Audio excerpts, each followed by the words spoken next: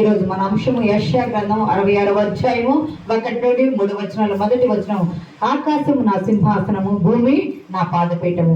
రెండవ పాఠంగా 1 కొరింథీ పత్రిక 15వ అధ్యాయము 24, 27 వచనాల్లో, దేవుడు సమస్తమును క్రీస్తు పాదముల కింద లోపరిచి ఇచ్చెను. రెండు పాఠాలు తీసుకున్నాం. అంశము ఈరోజు మన అంశం ఏమిటంటే పాదములు, యేసు పాదములు ఫుట్. ఇక్కడ గమనించినట్టు సంగమా దేవుని బిడ్డలారా, యేసు క్రీస్తు వారి పాదాలు 1 కొరింథీ పత్రిక 15వ అధ్యాయం 27లో, దేవుడు సమస్తమును క్రీస్తు పాదముల క్రింద లోపరిచి ఉంచెను. సమస్తము, సర్వలోకము సమస్తాన్ని ప్రభు వారి పాదాల కింద లోపరచబడి ఉంచేశాడు. ఆ లోపరచబడ్డ ఆ పాదాల కింద సమస్తం లోబడి ఉంటే, ఆకాశము నా సింహాసనము, భూమి నా పాదపీఠం అన్నారు. ఆకాశమును సింహాసనముగా చేసుకుని కూర్చొని ఉన్నప్పుడు భూమి ఏమైందయ్యా అంటే పాదపీఠమైంది. మనం సన్నిధికి వచ్చినా, ఇంట్లో ఉన్న మోకరిల్లి మనం కన్నీరు విడిస్తే మన కన్నీరు ఎక్కడ పడుతుంది? ఆయన పాదాల మీద పడుతుంది. మోకరిల్లి ప్రార్థన. ఎందుకంటే ఆయన పాదపీఠం అనే వాక్యమే చెప్పబడింది కదా. ఆ పాదపీఠం భూమి మీద కూర్చొని మోకరిల్లి మన కన్నీరు విడిస్తే మన కన్నీరు భూమి మీద పెట్టబడిన ఆయన పాదాల మీద మన కన్నీరు పడుతూ ఉంది. సమస్తము ఆయన పాదాల కింద లోపరచబడి ఉంది. కానీ 8వ కీర్తనలో ఒక మాట ఉంది. 8:8లో కూడా చదువుతారు ఒక మాట, సమస్తాన్ని మనుషుని పాదాల కింద సంచరించు వాటిని అన్నిటినీ గొర్రెలు నట్టి మానవ సమస్తము దేవుని పాదాల కింద, ప్రభు పాదాల కింద లోబడి ఉంటే, దేవుడు ఏం చేశాడు అంటే భూమి మీద ఉన్న వాటన్నిటిని, మానవుని గొర్రెలనంటి, ఎడ్లనంటి, సముద్ర మార్గంలో సంచరించే వాటన్నిటిని, అక్కడ ఉన్న ప్రతి ఒక్కదాన్ని, జలచరాల సమస్తాన్ని మానవుని పాదముల కింద ఉంచి ఉన్నాడు. తండ్రి ఏమో క్రీస్తు పాదాల కింద సమస్తం ఉంచి ఉన్నాడు. ప్రభువారేమో మానవుని పాదాల కింద సమస్తాన్ని ఉంచి ఉన్నాడని కీర్తన 8:8లో చెప్పబడింది. అయితే ప్రభువారు ఈ లోకానికి వచ్చినప్పుడు, ప్రియ సంగమా దేవుని బిడ్డలారా, ఆయన యెషయా గ్రంథము 52వ అధ్యాయము 7వ వచనంలో ఒక మాట ఉంది. సువార్త ప్రకటించు, సమాధానము చాటించు, సువర్తమానం ప్రకటించు, రక్షణ సమాచారం ప్రచురించు వాని పాదములు, నీ దేవుడు ఏలుచున్నాడని సీయోనుతో చెప్పు వాని పాదములు ఎంతో సుందరములయ్యున్నాయి. ప్రియ సంగమా దేవుని బిడ్డలారా, సువార్త ప్రకటించు. మరి యేసుక్రీస్తు ప్రభు వారు ఎక్కడున్నారయ్యా అంటే బంగారు వీధులు, పరలోకములోని బంగారు వీధుల్లో ప్రకటన 1:15 ప్రకారం అపరంజిని పోలిన పాదములు, అగ్నిలో కొలమిలో కాలుచూ ఉన్నట్టు మెరయుచున్న అపరంజిని పోలిన పాదములు కలిగిన ప్రభువారు, పరలోక వీధుల్లో బంగారు వీధుల్లో నడవలసిన ప్రభువారు భూమి మీదకి తేలి చూచినప్పుడు భూమి ఎట్లా ఉంది అంటే పతనం అయిపోయి, మానవుడు తన ఇష్టానుసారంగా జీవిస్తూ లోకానికి దాసుడై, సాతానికి దాసుడై, దేవునికి దూరమై జీవిస్తూ ఉంటే, దూరమైన మానవుడిని మళ్ళా తండ్రి యొద్దకు చేర్చడానికి తన కుమారుడైన యేసుక్రీస్తు ప్రభువారు భూలోకానికి, బంగారు పాదముల వంటి పాదములు కలిగినటువంటి ప్రభువారు భూలోకానికి, భూమి మీదకి దిగి వచ్చాడు. ఆ భూమి ఏమైంది అంటే ఆయన పాదపీఠం అయింది. ఆ పాదపీఠం దగ్గరికి వచ్చి ఆయన కూర్చున్నాడా? కూర్చోలేదు కదా. మత్తయి సువార్త 28:19లో కానీ, లేదా మార్కు సువార్త చివరి 16వ అధ్యాయం 15 చూసినట్లయితే, నీవు లేచి మీరు వెళ్ళి సర్వలోకములకు, సర్వ సృష్టికి సువార్తను ప్రకటించండి. మీరు వెళ్ళి కూర్చొని కాదు, మీరు వెళ్ళి సువార్తను ప్రకటించండి అని వెళ్ళమని చెప్పారు. చెప్పిన ప్రభువు తాను కూర్చున్నారా? తాను కూర్చోలేదు కదా. భూమి మీద వచ్చి శరీరధారిగా వచ్చి ఆయన ఏం చేశారంటే సువార్తను ప్రకటించారు, సమాధానం చాటించారు. గమనించండి, భూమి మీద ఉన్న నరుల్లో, మానవునిలో, స్త్రీలైనా, పురుషులైనా, పిల్లలైనా, ఎవరైనా, పెద్దలైనా, ఎవరైనా వారి జీవితాల్లో శాంతి సమాధానము లేకుండా మానవులు జీవిస్తూ ఉన్నారు. శాంతి సమాధానము లేకుండా మానవులు జీవిస్తూ ఉంటే, సువార్త ప్రకటించుతూ వచ్చిన ఆయన పాదములు శాంతి లేని, సమాధానము లేని మానవుల జీవితానికి సమాధానము ప్రకటించడానికి వచ్చినాయి. భూమి మీదకి ఎందుకు వచ్చినాయి అంటే, నీ జీవితంలో శాంతి లేదు, నీ కుటుంబంలో శాంతి లేదు, లోకంలో శాంతి లేదు, దేశానికి మధ్య శాంతి లేదు, అశాంతితో రగిలిపోతూ జనాలు ఒకళ్ళు గురింగేస్తూ ఉంటే, సమాధానము ప్రకటించడానికి ఈ లోకానికి వచ్చినాయి ఆయన పాదాలు. సువర్తమానమును మంచి వర్తమానమును, మీరు పరలోక రాజ్యం మీ కొరకు సిద్ధపాటు చేయబడి ఉంది, మీరు సిద్ధపడండి అని సువర్తమానాన్ని ప్రకటించు రక్షణ సమాచారాన్ని అందిస్తూ ఆయన ఈ లోకానికి వచ్చాడు. నీ దేవుడు నిన్ను ఏలుచున్నాడయ్యా, లోకముల మనుషులు కాదు, సాతాను కాదు, నీ దేవుడు నిన్ను ఏలుచూ ఉన్నాడు. నువ్వు ఆయన రాజ్యములోకి రావాలని సువార్తను ప్రకటించడానికి వచ్చినవి యేసుక్రీస్తు వారి పాదాలు, సుందరములైన పాదాలు. అది ఇప్పుడు ఒక మాట అన్నా కదా, కొంతమంది వస్తే బా ఇంటికి ఈ స్త్రీ రావటం వల్ల అంతా కలిసి వచ్చిందంట, ఇంటికి ఈ పురుషుడు రావటం వల్ల అంతా కలిసి వచ్చిందంట, లేదా అంతా పోయింది. ఏదో ఒక మాట, మానవుని నాలుక ఏదో ఒక మాట మాట్లాడతావు. యాకోబు ఒక మాట అంటాడు, ఆదికాండం 30:30 తన మామ అయిన లాబానుతో అంటాడు, నేను రాకమునుపు నీకు ఉండినది కొంచెమే, నేను రాకమునుపు నీకు ఉండినది కొంచెమే. చదవనా మమ్మట గట్టిగా, నేను రాకమునుపు నీకు ఉండినది కొంచెమే, అయితే అది బహుగా అభివృద్ధి పొందెను. నేను రాకమునుపు నేను పాదము పెట్టిన చోటెల్లా దేవుడు నిన్ను ఆశీర్వదించెను. దేవుని నామానికి మహిమ కలుగును గాక. ప్రియ సంగమ దేవుని బిడ్డలారా, ఇదే మాట దేవుడు అబ్రహాముతో కూడా అన్నాడు కదా, 13వ అధ్యాయంలో 13లో అబ్రహాంతో అన్నాడు కదా, 13:17 అబ్రహమా నీవు లేచి ఈ దేశపు పొడవును వెడల్పును చూడమన్నాడు. అంటే కూర్చోడమన్నా, నీవు లేచి నడవాలి, వెళ్ళాలి, చూడాలంటే వెళ్ళాల. పాదములు లేకపోతే నడవలేరు, వారిని కుట్టి వారితో సమానంగా ఎంచుతారు. పాదములు ఉన్నాయంటే నువ్వు వెళ్ళగలిగిన చోటికి వెళ్ళగలిగే స్థిరత్వం నీకు వచ్చింది. ప్రభు వారు కూడా పరలోకాన్ని విడిచి భూలోకానికి ఆయన దిగి వచ్చినప్పుడు భూమి మీద సంచరించి ఒక చోట కూర్చోలా, గ్రామాలకు వెళ్ళాడు, పట్టణాలకు వెళ్ళాడు, ఆయా ప్రాంతాలకు వెళ్ళాడు, సువార్తను ఆయన ప్రకటించారు. పగలంతా ఆయన బోధిస్తూ ఉన్నాడు. రాత్రికాల సమయంలో అరణ్యంలో కన్నా వెళ్ళేవాడు, కొండల మీదకి ఒలీవ కొండ మీద కన్నా వెళ్ళి తండ్రితో సమాధాన పరిచర్య అంటే ప్రాంతంలో ఆయన ఎదుగుతూ ఉన్నారు. ప్రియ సంగమా దేవుని బిడ్డలారా, ఆయన మనకు మాదిరి చూపిస్తూ ఉన్నారు. అంటే ఇక్కడ ఏ పాదములయ్యా అంటే సువార్త ప్రకటించే పాదములు, ప్రజలను కాపాడే పాదములు, రక్షణ ఇచ్చి కాపాడే, సువార్తను ప్రకటించే పాదములు, ప్రజలను కాపాడే పాదములు. ఈ సువార్త ప్రకటిస్తుంటే 4 విషయాలున్నాయి. సమాధానం, వ్యక్తిగతంగా మానవ హృదయాల్లో, కుటుంబాల్లో, దేశంలో శాంతి సమాధానాలు అయితే శాంతి సమాధానం ఇవ్వడానికి వచ్చిన పాదములు. అందుకే యోహాను 14:27 అంటాడు కదా, నా శాంతిని మీకు అనుగ్రహించి వెళుతున్నా, నా సమాధానం ఇస్తున్నా, మీ హృదయాలను కలవరపడనీయకుడని ప్రభు వారు చెప్పారు కదా, సమాధానం ఇచ్చాడు. ఆయన పాదాల చెంత వచ్చిన వారు సత్క్రియలు చేయాలి, ధర్మము చేయాలి, ప్రార్థన చేయాలి, ఉపవాసము చేయాలి. రెండవది. మూడవది, ఆ యేసుక్రీస్తు పాదాలు సువార్త అందిస్తున్నాయి. సువార్త అందిస్తూ ప్రజలను రక్షిస్తూ ఉన్నాడు. యేసు అంటే రక్షకుడు కదా, తన ప్రజలను వారి పాపముల నుండి ఆయనే విడిపించరు కనుక ఆయన యేసుని పేరు పెడుతూ దూత చేత చెప్పబడింది కదా. ఆ యేసు రక్షణ ప్రకటించడానికి ఆయన వచ్చారు. నాలుగవది, నీ దేవుడు ఏలుచున్నాడు, నీ దేవుడు ఏలుచున్నాడు. భూమి పైన మనం మోకరించినప్పుడు ఆయన పాదాల మీద మన కన్నీరు విడుస్తున్నట్టు భూమి మీద పడుతుంది కదా, ఆ పడ్డ కన్నీరు ఆయన పాదాల మీద పడుతుంది కదా, ఆ పాదాల మీద పడ్డ కన్నీరు ఆయన మనల్ని ఏలుచు మనల్ని విమోచిస్తున్నానని అభయం ఇవ్వడానికి వచ్చినటువంటి పాదాలు. ప్రియ సంగమా దేవుని బిడ్డలారా, మనల్ని సమాధాన మార్గంలోకి లూకా సువార్త 1:79 బాప్తిస్మం ఇచ్చి యోహాను తండ్రి అయిన జక్రయ్య, యాజకుడైన జక్రయ్య అంటాడు, మన పాదములు సమాధాన మార్గములోనికి నడిపించు పాదాలు. అంతేకాదు యెషయా ద్వారా మనకు సమాధాన కర్త యొక్క అధిపతి, యెషయా గ్రంథకర్త ద్వారా యేసుక్రీస్తు ప్రభు వారికి చెప్పబడింది కదా, సమాధాన కర్తే మనకు సమాధానం ఇవ్వటానికి వచ్చిన పాదాలు. చీకటిలో ఉన్న వారికి వెలుగును, దుఃఖంలో ఉన్న వారికి సంతోషాన్ని ఇవ్వడానికి, మరణంలో ఉన్న వారికి జీవం ఇవ్వడానికి, అసత్యంలో ఉన్న వారికి సత్యములు, అసోమ సద్గమే తమసోమ జ్యోతిర్గమయ మృత్యోర్మృతమది అని పద్యం ఉంది కదా, శ్లోకం ఉంది కదా. అవన్నీ నెరవేర్చడానికి ప్రభువారు పాదాలు భూమి మీద పెట్టాడు పరలోకము నుండి. అంటే ప్రకటించే పాదాలు, కాపాడే పాదాలు. మొదటిది. రెండవది చూసుకుందాం. మొదటి కొరింథీ పత్రిక 15వ అధ్యాయము 24-27 వచ్చిన చదవండి. దేవుడు సమస్తమును క్రీస్తు పాదముల క్రింద లోపర్చి ఉంచెను. సమస్తమును లోపర్చబడి ఉన్నదని చెప్పినప్పుడు ఆయనకు సమస్తమును లోపర్చిన వాడు తప్ప సమస్తమును లోపర్చబడి ఉన్నదని సంగతి విషదమే.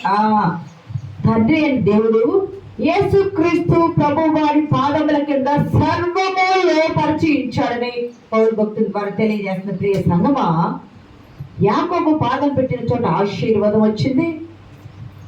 అబ్రహాము చూసుకున్న దేశం అంతటా తన వారసత్వానికి తర్వాత అనుగ్రహించబడింది. ఇక్కడ గమనిస్తే ఈ పాదాలు ఏ పాదాలు అంటే లోపరచే పాదాలు. లోపరిచే క్రీస్తు పాదాల కింద సమస్తము లోపరచబడి ఉన్నాయి కదా, లోపరచబడే పాదాలు. అంటే 8వ కీర్తనలో కూడా 8వ వచనంలో కూడా సమస్తము మానవ నీవు మనుషుల్ని జ్ఞాపకం చేసుకోవడానికి వాడే పటివాడు, నువ్వు నరపతిని దర్శించడానికి వాడే పటివాడు, దేవుడి కంటే కొంచెం తక్కువ వాడిగా చేసిన మహిమా కిరీటంతో వాడిని ధరింపు చేసే. చదవమ్మా 8వ చదవండి. మహిమా ప్రభావంతో వారి కిరీటము ధరింపజేసి ఉన్నావు. నీ చేతి పనుల మీద వారికి అధికారం ఇచ్చి ఉన్నావు. గొర్రెలన్నింటినీ, ఎడ్లలన్నింటినీ, అడవి మృగములను, ఆకాశ పక్షులను, సముద్ర మత్స్యములను, సముద్ర మార్గములలో సంచరించి వాటన్నింటినీ వారి పాదముల క్రింద ఉంచి సమస్తము భూమి మీద ఉన్న వాటన్నిటిని, పైన ఎగిరే వాటిని, భూమి మీద నడిచే వాటిని, నీటిలో ఇది సమస్తమును కూడా మానవుని నరుని పాదాల కింద ఉంచి ఉన్నావు. అంటే లోపరచే పాదాలు. ప్రభు వారి పాదాలు ఏమైనాయి అంటే సమస్తం ఆయన పాదాల కింద లోబడి ఉన్నది. ఆయన బిడ్డలమైన మనకు భూమి మీద ఉన్న సమస్తము మనకు లోపరిచి మనకు అధికారం అనేది ప్రభు వారు ఇచ్చి ఉన్నారు. అంతేకాదు యేసుక్రీస్తు ప్రభు వారు బంగారు వీధుల్లో సంచరించే ఆ పాదాలు అక్కడ ఉండకుండా ఆయన మనల్ని ప్రేమించి దుమ్ము ధూళి నిండిన ఈ లోకములోకి జిగటగల దొంగ ఊబిలో ఉన్న మన కొరకు, నాశనకరమైన గుండెలో పడిపోతున్న మన కొరకు మనల్ని రక్షించడానికి ఆయన ఈ లోకానికి వచ్చాడు. ఎప్పటి వరకు రక్షిస్తాడా అంటే మన శత్రువైన అపవాది ఓడిపోయి మన పాదముల కింద. చదవండి 110వ కీర్తన 1వ వచనం చదవండి ఫాస్ట్గా. ఈరోజు కొంచెం అంశం ఎక్కువ ఉంటుంది. ప్రభువుతో సెలవిచ్చిన వాక్కు నేను నీ శత్రువులను నీ పాదములకు పీఠముగా చేయు వరకు, నీ శత్రువులను నీ పాదములకు పీఠముగా చేయు వరకు. ప్రియ సంగమా, సృష్టి యావత్తు సర్వము ప్రభు పాదాల కింద ఉంది. భూమి మీద ఉన్నాయి మన పాదాల కింద ఉంచారు. మరి శత్రువు మన మీద రాజ్యం చేస్తూ ఉంటే శత్రువు నీ పాదాలకు పీఠముగా అయ్యే వరకు దేవుడు విశ్రమించకుండా ఉండడానికి ఆయన ఈ లోకానికి వచ్చాడు. దుమ్ము ధూళి నిండిన జిగటగల దొంగ భూమి లాంటి ఈ లోకంలోనికి వచ్చి కూరుకుపోతున్న పాపంలో శాపంలో కూరుకుపోతున్న మనల్ని, లోకంలో కూరుకుపోతున్న మనల్ని లేవనెత్తడానికి వచ్చిన పాదములు యేసుక్రీస్తు ప్రభు వారి పాదములు. ఈ పాదాలు మనకి ఏమిస్తున్నాయి అంటే ఆశీర్వాదం ఇచ్చినాయి. ఈ పాదాలు మనకు ఆశీర్వాదం ఇచ్చినాయి. ఈ పాదాలు మనకి ఏమిస్తున్నాయి అంటే నేర్పిస్తున్నాయి. లోపరిచే పాదాలు, రెండవది నేర్పించే పాదాలు. మొదటిదేమో ప్రకటించే పాదాలు, కాపాడే పాదాలు. రెండవది లోపరిచే పాదాలు, నేర్పించే పాదాలు. మీకు గుర్తుందా? వెంటనే గుర్తు రావాలా. లూకాసు వార్త 10వ అధ్యాయము 42వ వచనంలో యేసుక్రీస్తు ప్రభు వారు బేతనియాకు వెళ్ళినప్పుడు చాలాసార్లు చెప్పుకున్న ఒక ప్రసంగం కూడా మనం విన్నాము. అక్కడ ఈ స్నేహితుడు ఎవరయ్యా అంటే మన స్నేహితుడు నిద్రించుతున్నాడు, అతను మేల్కొల్పు వెళ్తూ అన్న లాజరుని స్నేహితుడిగా చెప్పాడు ప్రభువారు. మార్తా మరియ సహోదరి ఇద్దరు ఆయన బోధను ఆయన ఇంట్లో చేర్చుకున్నటువంటి వారు. మరియా ప్రభు పాదాల చెంత కూర్చొని ఆయన బోధ వినుచుండెను. మార్త పనులు పెట్టుకొని హడావుడి చేసుకుంటూ ఉంది. కానీ ప్రభువు అని అంటారు, మార్త నువ్వు అనేకమైన పనులు పట్టుకొని చింతిస్తూ ఉన్నారు, కానీ మరియ ఉత్తమమైనది ఏర్పాటు చేసుకున్నది ఆమె యొద్ద నుండి తీసివేయబడదు. ప్రభు పాదాల దగ్గర కూర్చోవటం అంటే ఎవరయ్యంత దగ్గర కూర్చుంటారంటే ఆయనను ప్రేమించిన వారు అంత దగ్గర కూర్చుంటారు. ఆయన బోధన అంగీకరించిన వారు అంత దగ్గర కూర్చుంటారు. ప్రియమైన శిష్యులు మాత్రమే పాదాలకు దగ్గరగా కూర్చుంటారు. మరియా ప్రభు పాదాల దగ్గర కూర్చొని ప్రభు బోధ విన్నది ఆమె నేర్చుకుంటూ ఉన్నది. ఆయన పాదాలు ఏమిటయ్యా అంటే నేర్పించే పాదాలు. ఆ పాదాల దగ్గర కూర్చున్న వారు వింటే జ్ఞానం వస్తుంది, వింటే నేర్చుకుంటారు, నేర్చుకుంటే ఇతరులకు ప్రకటిస్తారు. అపొస్తలుడైన పౌలు అంటాడు కదా, అపొస్తలుల కార్యం 22:3వ వచనంలో, నేను కిలికియాలోని తార్సులో పుట్టిన వాడను, నేను యూదులను, పరిసయ్యుడను, బెన్యామీను గోత్రము. చదవండి అన్నమాట ఒకసారి. నేను కిలికియాలోని తార్సులో పుట్టిన యూదుడను, అయితే ఈ పట్టణంలో గమాలియేలు పాదముల పెరిగి. ప్రియతగా వచ్చాలండి. నేను కిలికియాలో పుట్టిన తార్సు వాడినయ్యా, నేను యూదున్నయ్యా, నేను నిష్ఠ కలిగినటువంటి వాడినయ్యా, నేను బెన్యామీను గోత్రీకున్నయ్యా, నేను ఎక్కడ కూర్చున్నానయ్యా, ఎక్కడ కింది నేర్చుకున్నాను అంటే చదవండి. గమాలియేలు పాదముల యొద్ద నేను ధర్మశాస్త్రాన్ని నిష్ఠగా శిక్షితుడయ్యానయ్యా, పాటించానయ్యా. అంటే పాదాల యొద్ద నేర్చుకునుట అంటే పాదాలు పట్టుకోవమని కాదు అక్కడ అర్థము, దగ్గరగా ఉండి విని నేర్చుకొనుట. మరే కూడా దగ్గరగా ప్రభు పాదాల దగ్గర ఉండి కూర్చొని విని నేర్చుకుంది. అందుకే ఉత్తమమైనది ఆమె ఏర్పాటు చేసుకుంది. అది ఆమె ఎద్దరు తీసివేయబడుతున్నారు.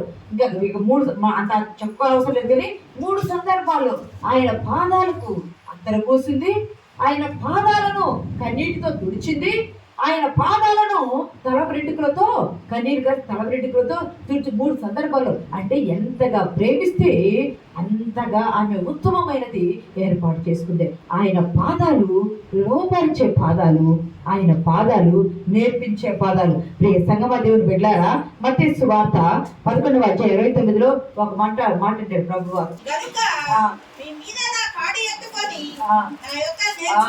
నేను సాత్వికుడను, దేన మనసు గలవాడను, మీరు నా కాడి ఎత్తుకొని నా యొద్ద మీరు నేర్చుకోనండి, నేను మీకు నేర్పుతానంటాడు. మరియా శిష్యురాలి వల్లే ఉండి, సహజంగా ఆనాటి కాలంలో ఏనాటి కాలంలో అయినా స్త్రీలు ఎక్కువగా వంటలు చేస్తూ ఇంట్లోనే ఉంటా ఆయన బోధన వినటి దూరం అయ్యేది. కానీ మరియా శిష్యులు ఎలాగున్నారో అలాగే శిష్యురాలి వల్ల ఆయన పాదాల యొద్ద ఉండి ఆయన బోధ నేర్చుకుంటా ఉంటే ప్రభువారు అంటారు కదా, నా యొద్ద నేర్చుకోండి, నా కాడి ఎత్తుకొని నా యొద్ద నేర్చుకోండి. ఆయన కాడి నేర్చుకున్నట్టుకు మరియా సిద్ధపడింది. ప్రియ సంగమ దేవుని బిడ్డలారా, మొట్టమొదట ప్రకటించే పాదాలు కాపాడే పాదాలు, 2 లోపరిచే పాదాలు నేర్పించే పాదాలు. మనం ఎప్పుడైతే ఆయన పాదాల దగ్గర మనల్ని మనం తగ్గించుకొని లోబడి ఉంటామో అప్పుడే మనం నేర్చుకోగలుగుతాం. మనం గొప్పవారు అనుకుంటే మనకి ఏమీ రాదు. క్రైస్తవులు అనేవారు ఎవరైనా, స్త్రీ అయినా, పురుషులైన, పిల్లలైన, పెద్దలైన ఎవరైనా కూడా నిత్య విద్యార్థులే. నిత్యము ఒకసారి నేర్చుకుని వదిలేది కాదు. మనం బ్రతికినంత కాలము బైబిల్ ముందు, ప్రభు ముందు విద్యార్థులని. నిత్యము నేర్చుకోవాలా, మరీ నేర్చుకున్నట్టు నేర్చుకోవాలా. పౌలు గమాలియేలు పాదముల మీద కూర్చొని నేర్చుకున్నట్టు నేర్చుకోవాలా. ప్రియ సంగమా, ఆయన పాదాలు లోపరిచే పాదాలు, ఆయన పాదాలు నేర్పించే పాదాలు. 3వ దానికి వెళ్దాం. చూడండి, యోహాను సువార్త 11:32 చూడండి.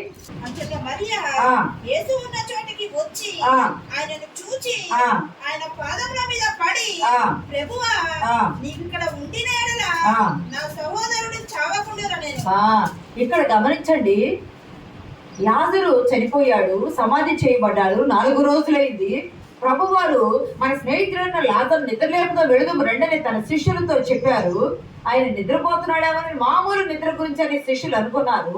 ఇక్కడికి వచ్చిన తర్వాత ఆయన చనిపోయాడని తెలిసింది. ప్రభువారు వస్తున్నట్టు విని మరియ మార్త పరిగెత్తకుండా వచ్చింది. ప్రభువా, నీవుంటే మా సోదరుడు చనిపోయేవాడు కాడు అని అనింది. కానీ ఈ సంగతి మార్త వెళ్ళి ప్రభు వస్తున్నాడని చెప్పినప్పుడు మరియ ఎక్కడైతే మార్తను కలుసుకున్నాడో ప్రభువారు ఇంకా అక్కడే ఉన్నారు. మరియ పరిగెత్తుకుంటూ వచ్చి ప్రభు పాదముల మీద పడి అని ఒక్క మాట ఉన్నది. ప్రభు పాదముల మీద పడి అక్కడ కన్నీరు విడిచింది. అంటే అది ఏమైందయ్యా? ప్రభు పాదాలు ప్రకటించి కాపాడే పాదాలు, ప్రభు పాదాలు లోపరిచి నేర్పించే పాదాలు, ప్రభు పాదాలు విలపించే పాదస్థలము. మనం కన్నీరు విడిస్తే కొంతమంది అసహించుకుంటారు, కొంతమంది ఈసరింపుగా చూడవచ్చు, లేదా ఒకలాంటి చిన్నతనంతో చూడవచ్చు. కానీ మనం కన్నీరు విడిచి విడిపించే స్థలము ఏదంటే ప్రభువు పాదస్థలము. మరియ వచ్చి ప్రభు పాదాల మీద పడి కన్నీరు విడిచి, ప్రభువా, నీ ఉంటే నా సోదరుడు చనిపోయేవాడు కదా అని కన్నీరు విడవటానికి విలపించే స్థలము ప్రభు పాదస్థలము. విలపించే స్థలం 3వ అంశం, విలపించే స్థలము ప్రభు పాదస్థలము.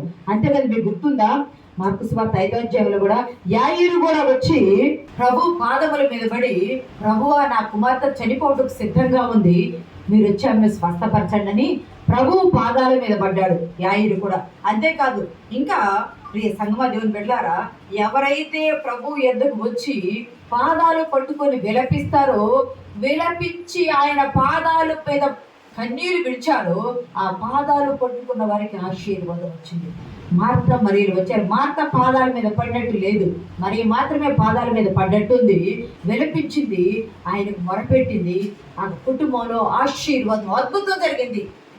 చనిపోయే తమ సోదరుడు బ్రతికి సజీవుడిగా బయటకు వచ్చి బ్రతికిన తర్వాత 30 సంవత్సరాల పాటు ఆయన దేవుని పరిచర్య చేసి, సైప్రస్ అంటాం, కుప్ర అంటాం కదా, ఆ సైప్రస్ లో కుప్రలో 30 సంవత్సరాల పాటు దేవుని పరిచర్య చేశారు.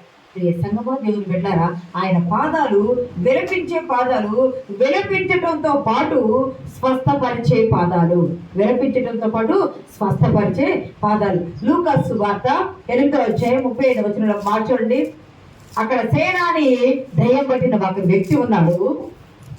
యేసు, నీ పేరేమని వాడిని అడగగా చాలా దయ్యములు వానిలో చొచ్చి ఉండను గనుక తన పేరు 37వ వచనం చదవయ్యా.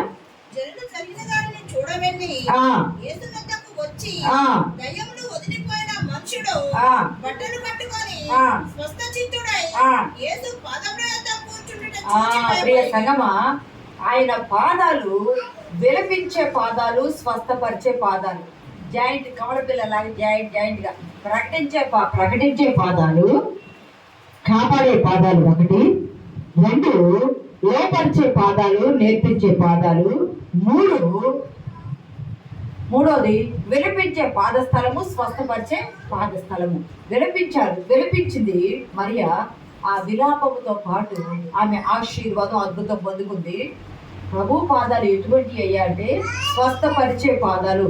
గెరాసేన దేశంలో ఒకడు ఉన్నాడు కదా, ఆ ఒకడు అక్కడికి వెళ్తే వాడు సేన దయ్యం పట్టిన వాడు. వారిలో సేనాని అనేక వేల దయ్యాలు ఉండగా అవన్నీ పోయిన తర్వాత వాడు స్వస్థత పొందుకొని ప్రభు పాదాల చెంత కూర్చోవటం అనేకులు చూచి విస్మయం పొందారంటే, ఆశ్చర్యపోయారంటే. తర్వాత అక్కడ ఇక్కడ ఉండొద్దయ్యా అని చెప్పి ఆయన్ని పంపివేశారు. గమనించండి, మన భారతీయ ట్రెడిషన్లో, సాంప్రదాయంలో కూడా పెద్దవాళ్ళు వస్తే కాళ్ళకి నమస్కారం చేసి ఆశీర్వాదం చేసుకుంటాం. పిల్లల చేత ఆశీర్వాదం ఇప్పించడానికి ఇష్టపడతాం. అది కొత్తగా పెళ్ళైన వాళ్ళు కావచ్చు, లేదా పిల్లలు కావచ్చు, లేదా ఎవరైనా సరే పెద్దవాళ్ళు వచ్చారంటే మోకరిల్లి పాదాలు పట్టుకుని నమస్కారం అనేది చేసుకుంటాం. ఇక్కడ యేసు పాదాల దగ్గర ఏమున్నదయ్యా అంటే విడుదల ఉన్నది, స్వస్థత ఉన్నది, ఆశీర్వాదం ఉన్నది, ఆదరణ ఉన్నది. ఇవన్నీ ఉన్నాయి. విడుదల, స్వస్థత, ఆశీర్వాదం, ఆదరణ ఉన్నాయి. అంతేకాదు మార్కు సువార్త 5లో 22-23లో ఒక మాట ఉంటుంది చూడండి. ఆయన సముద్ర తీరంలో ఉండగా సమాజ మందిరపు అధికారులలో యాయిరు అన్నొకడు వచ్చి ఆయనను చూచి ఆయన పాదముల మీద పడి, నా చిన్న కుమార్తె చావలై ఉన్నది, అది బాగుపడు బ్రతుకున్నట్లు నీవు వచ్చి దాని మీద నీ చేతులుంచవలనని ఆయనకు మృగులా బ్రతిమాలు కొనగా ఆయన అతనితో కూడా వెళ్ళాను. బహు జన సమూహమును ఆయనను వెంబడించి ఆయన మీద పడుచుండేది. అనేకులు స్వస్థత గమనిస్తే కింద భాగాలందరూ వెళ్తే అనేకులు రోగులను తీసుకొచ్చి ఆయన ఎంత పాదముల యొక్క పడవేయగా అనేకులకు స్వస్థత అనేది వచ్చింది. ప్రియ సంగమా, అపరంజిన పోలిన పాదములు కలిగిన వాడు ప్రియ ప్రభు. ఆయన పాదములు కొలుములు పుటమి వేయబడి మెరయించిన అపరంతో సమానమైండును.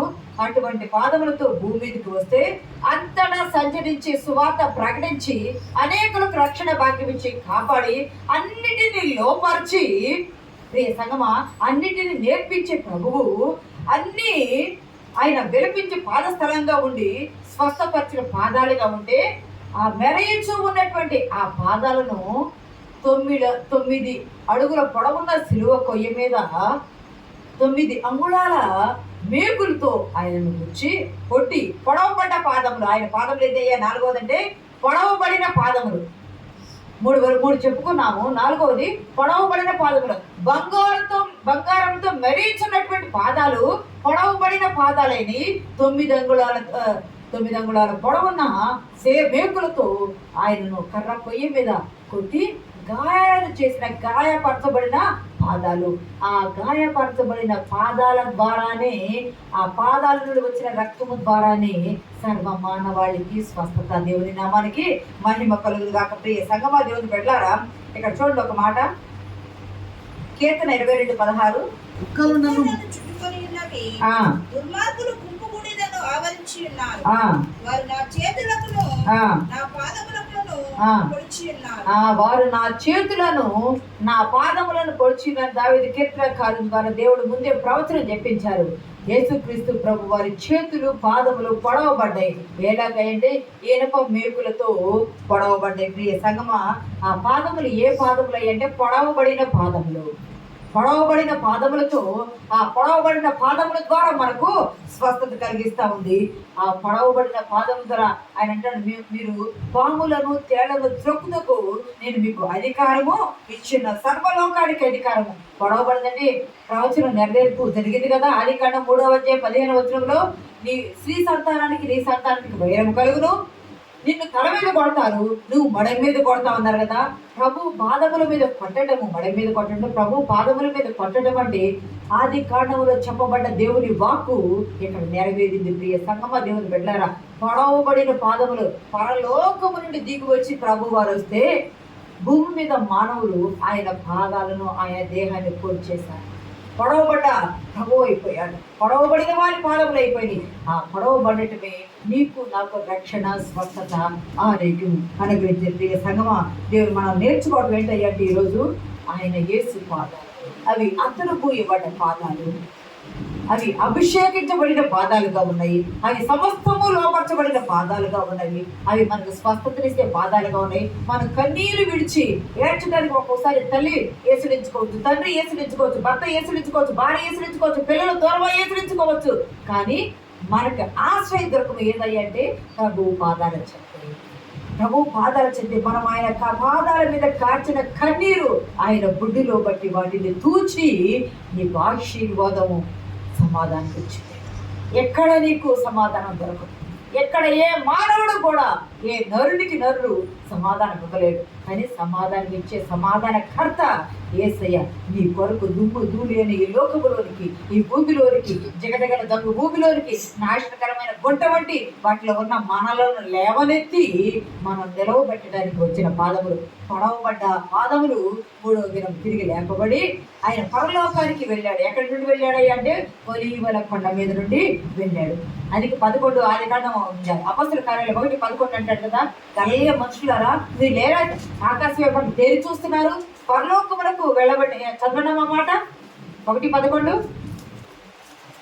గలిలయ మనుషులారా, మీరెందుకు నిలిచి ఆకాశం వైపు చూచుచున్నారు? మీ యొద్ద నుండి పరలోకమునకు చేర్చుకొనబడిన ఈ యేసే ఏ రీతిగా పరలోకమునకు వెళ్ళుట మీరు చూచితిరో, ఆ రీతిగానే ఆయన తిరిగి యేసుక్రీస్తు ప్రభు వారి శిష్యులను తీసుకుని ఒలీవ కొండ మీదకి వెళ్ళి, ఒలీవ కొండ మీద నుండి నా శాంతిని మీకు అనుగ్రహిస్తున్నా, మీరు సర్వలోకానికి వెళ్ళి స్వార్థ ప్రకటించండి అని ఆశీర్వాదం ఇచ్చి ఆత్మతో నింపి ప్రభు వారు వెళ్తూ ఆయన అంటారు, ఈయన ఆ దూతల ద్వారా చెప్పబడ్డ మీరు ఈయన ఏ రీతిగా అయితే పరలోకం వెళ్తున్నాడో మళ్ళీ ఆ రీతిగా తిరిగి వస్తాడు. ఎక్కడికి వస్తారు? ఇప్పుడు అందరూ రాకడ సమయము అని అన్నీ అనుకుంటూ ఉన్నారు కదా. అవన్నీ సూచనలు జరుగుతానే ఉన్నాయి కదా. మళ్ళా ఎక్కడికి వస్తారయ్యా ప్రభు వారంటే 2వ రాకడగా ఒలీవ కొండ మీదకే వస్తారు. 2వ రాకడగా ఒలీవ. ఈ మధ్య కాలంలో కొంతమంది సైంటిస్టులు ఒలీవ కొండను పరిశీలన చేసినప్పుడు ఒలీవ కొండ కింది దిగువ భాగంలో కొంచెం రోజుకు తవగా అక్కడ పొగుళ్ళు స్టార్ట్ అయినాయంట. అంటే భూకంపము రావడానికి సిద్ధపాటుగా భూమి చీలిపోయింది కదా. సిద్ధపాటుగా ఎప్పుడు చీలిపోయింది అంటే జకర్యా గ్రంథం 14:4 ఒక మాట ఏంటో చూడండి. జకర్యా గ్రంథము 14:4 ఆ దినమున యెరూషలేము ఎదుట తూర్పు తట్టుననున్న ఒలివ కొండ మీద ఆయన పాదములుంచగా ఒలివ కొండ తూర్పు తట్టునకును పడమటి తట్టునకును నడిమికి విడిపోయి సగం కొండ ఉత్తర తట్టునకును సగం కొండ దక్షిణ తట్టునకును జరుగును గనుక ఇక్కడ ఒలీవ కొండ మీద నుండి ఆయన వెళ్ళిపోయాడు. ఒలీవ కొండ మీదకి మరలా ఆయన వస్తారు. వచ్చినప్పుడు అది నడిమికి 2గా చీలిపోయినది. ఒక తూర్పు పడమరగా చీలిపోయింది. తర్వాత మన ఉత్తరము దక్షిణముగా అది చీలిపోయి అక్కడ ఒక లోయ ఏర్పడి ఆ లోయ లోయగా తీర్పు జరిగే లోయగా ఉంటుంది. ప్రియ సంగమా, ఆ పాదాలు, ఆయన పాదాలు పెట్టిన స్థలము ఆయన పాదపీఠము. ఇప్పుడు ఆ పాదపీఠము మనకు అప్పచెప్పే సమస్తం మనకు లోపరిచి సాతాను తల చితక కొట్టి ఆయన మళ్ళా పరలోకం ప్రభు వెళ్ళిపోయాడు. ఆత్మను మనకు పంపించాడు. మళ్ళీ 2వ రాకల్లో ఆయన తిరిగి రానయ్యన్నారు. ఇవన్నీ మనకు అనుగ్రహించి తన పాదాల యొద్ద మనకు సమాధానం ఇచ్చాడు. సువార్త ప్రకటించారు, బోధలు నేర్పించారు. మనం పడిపోకుండా మన పాదములు జారి పడిపోకుండా దూతలకు ఆజ్ఞాపించి 91:12 చెప్పి కీర్తనలు చెప్పినట్టుగా దూతల చేత కాపాడబడేటట్టు జరిగి అడిగిన వారికి కావలసిన వారికి అందరికీ అన్ని స్వస్థతలు అన్ని సమకూర్చి సమస్తము మనకు లోబర్చి మన పాదాల క్రింద అన్నిటినీ ఇచ్చి ఆయన ఆ రోజున వెళ్ళి మళ్ళీ తిరిగి రానయ్యన్నాడు. ఆయన పాదాల దగ్గర మనకు రక్షణ, ఆయన పాదాల దగ్గర మనకు స్వస్థత, ఆయన పాదాల చెంత మనకు సమాధానం, ఆయన పాదాల చెంతనే మనకు జ్ఞానము, ఆయన పాదాల చెంతనే సమస్తము సమకూడి జరుగుతాయి. ఆయన పాదాలు లేకపోతే, ఆ గాయపడిన పాదాలు సువార్తను ఈ లోకానికి తీసుకురాకపోతే మనం ఏమైపోయేవారు. రక్షణ లేకుండా పాతాళానికి పోయాయి మన పాదాలు. పాతాళానికి పోకుండా పరలోకం చేరేటట్టు పరిశుద్ధమైన పాదాలు ప్రభువారు మన కొరకు ఇచ్చిన సంగమ దేవుని పెట్టారా. అదే చెప్తున్నారు కదా, ఈ మధ్యకాలంలో సైంటిస్టు చెప్పేస్తే ఆ ఒలీవ కొండ చీలేటట్టుంది, ఆ ఒలీవ కొండ పొగుళ్ళు వచ్చింది. ప్రభు వారు వచ్చినప్పుడు అది విడిపోవడానికి సిద్ధంగా ఉంది. అంటే మన ఆత్మలు, మన ప్రాణాత్మ, దేహం సమస్తము పరిశుద్ధంగా ప్రభు వారికి సజీవ యాగముగా మనం అర్పించుకొని ఆయన రాకడకు సిద్ధపడేవారుగా ఉంటారు. ఒక చిన్న మాట చెప్పి నేను ముగిస్తాను. ఒక సోదరి సాధు సుందర్ సింగ్ గారి జీవిత చరిత్ర చదువుతున్నాను. సాధు సుందర్ సింగ్ గారి జీవిత చరిత్ర చదువుతూ ఉంటే ఆయన ఎలా వెళ్తా ఉంటాడు, నేపాల్ టిబెట్ ప్రాంతాలకు, ఆయన పంజాబ్ ఆ ప్రాంతాలు, నేపాల్ టిబెట్ ప్రాంతాలకు సువార్త ప్రకటించడానికి కాళ్ళకు చెప్పులు లేకుండా ఆయన తిరిగేవాడు. నేపాల్ టిబెట్ ఆ ప్రాంతాలు మంచుగడ్డలుగా ఉంటాయి కదా, హిమాలయాలు దాటిన తర్వాత కదా మంచుగడ్డలు ఉంటాయి కదా, ఆ మంచుగడ్డల మీద నడిచేటప్పుడు కాళ్ళు బొబ్బలు వచ్చి రక్తం కారినట్టుగా అయిపోయి చాలా ఘోరమైపోయాయంట పాదాలు. అలా స్పర్శ లేని స్థితిలో ఆ పాదాలు ఉంటాయంట. అయితే ఆ రక్తపు నడుస్తుంటే రక్తపు అడుగులు పడతా ఉంటాయి కదా, పగిలిచ్చి అట్లా ఇదైపోతూ ఉంటే ఆమె ఒకరోజు ప్రార్థన చేసుకుంటా, ప్రభువా సాధు సుందర్ సింగ్ గారి పాదాలు నాకు చూడాలని, ఎట్లా అయినాయో సాధు సుందర్ సింగ్ గారి పాదాలు నాకు చూడాలనుంది అని అనుకొని చూస్తే ఆమెకు ఒక కళలాగా, ఒక దర్శనంలాగా వచ్చింది. ఆమె పడుకున్నప్పుడు ఆ దర్శనంలో ఆమెకు ఏం కనిపించుతాయి అంటే, సాధు సుందర్ సింగ్ గారు అడుగులు వేస్తూ ఉన్నాడు, ఆయన అడుగులతో పాటు మరొక అడుగులు కూడా కనిపిస్తున్నాయి. ఆ అడుగులు ఏమిటాయి అంటే యేసుక్రీస్తు ప్రభు వారి గాయపడిన పాదముద్రలు. ఆ పాదముద్రలు నడుస్తూ ఉంటే ఏ పాదముద్రలు వేస్తారో యేసు ప్రభు వారు దానిలోనే సాధు సుందర్ సింగ్ గారు అడుగులు వేస్తూ నడుస్తూ ఉన్నారంట. గమనించండి ప్రియ సంగమా, ఆ తర్వాత ప్రార్థన చేసుకుందంట, ప్రభువా ఇంతటి చక్కని దర్శనం నాకు చూపించావు, నీ పాదాలలో ఆయన పాదముద్రలు వేసి నడుస్తూ నేను కూడా నీ అడుగు జాడలో నడిచేటట్టు నాకు మార్గం చూపించు, నీ పాదాల నీవు మార్గమయ్యన్నావు, నీవు నడిచావు కాబట్టి మార్గమైంది, ఆ మార్గంలో నన్ను నడిపించు. మనం ఏమని ప్రార్థన చేయాలంటే, ఒక సోదరు అనుకుంటుంది అరణ్యంలో నుండి తను వెళ్ళాల్సిన గమ్యానికి వెళ్తూ, అమ్మో నేను వెళ్తున్నా దేవా నీవు నాకు తోడుగా ఉండయ్యా, నా ముందు నడవయ్యా అంటే ఆమె నడుస్తుంటే ఆమె ముందు పాదాలు పడుతూ ఉన్నాయి, అడుగు ముద్రలు పడుతూ ఉన్నాయి. ఆమె అనుకుందంటే వెనక నుండి తోడేలు కానీ ఏదన్నా వచ్చి నన్ను పీకు తింటే ఎలాగా అని అనుకున్నప్పుడు భయమేసి ఒక క్షణమాగి, ప్రభా నువ్వు నా ముందు కాదు నా వెనక రా ప్రభు అనంట. వెనక పిల్లలు ప్రభు నడుస్తున్నాడు, మమ్మల్ని కుడి పక్క ఎడం పక్క ఎవరైతే ప్రభు అన్నాడట, నా కుమారి నువ్వు భయపడవాకు, నీకు ముందు ఉంటాను, నీకు వెనక ఉంటాను, నీ కుడి పక్క ఉంటాను, నీ ఎడం పక్క ఉంటాను, నీ చుట్టూ నిన్ను ఆవరించి ఉంటాను, చూడు నిన్ను నా అరచేతుల్లో చెక్కుకొని నేను నిన్ను నడిపిస్తాను. ఆయన పాదాలు ఆయన చేతులు మనల్ని మోస్తూ ఆయన పాదాలతో నడుస్తూ మనకి గమ్యాన్ని చేర్చేవాడు. మనకి ఎక్కడ విముక్తి, ఎక్కడ శాంతి, ఎక్కడ సమాధానం అంటే ఆయన పాదాల చెంత. భూమి పాదపీఠము, ఆ పాదపీఠం దగ్గరికి వచ్చి నువ్వు కన్నీరు ఇచ్చి హృదయాన్ని కుమ్మరించి పూర్ణ మనసును ప్రభువుని హత్తుకొని నువ్వు అడుగు. నీకు జరగనిది, నీకు చేయనిది, కార్యము కానిది, అద్భుతం జరగనిది ఏది కూడా అడగక మనం ఆశీర్వాదాలు కోల్పోతున్నాం. అడిగి అద్భుతాలు నీ జీవితంలో జరిగినట్లు పరిశుద్ధాత్మ దేవుడు మనకు సహాయం దయచేయను గాక. ఆమేన్.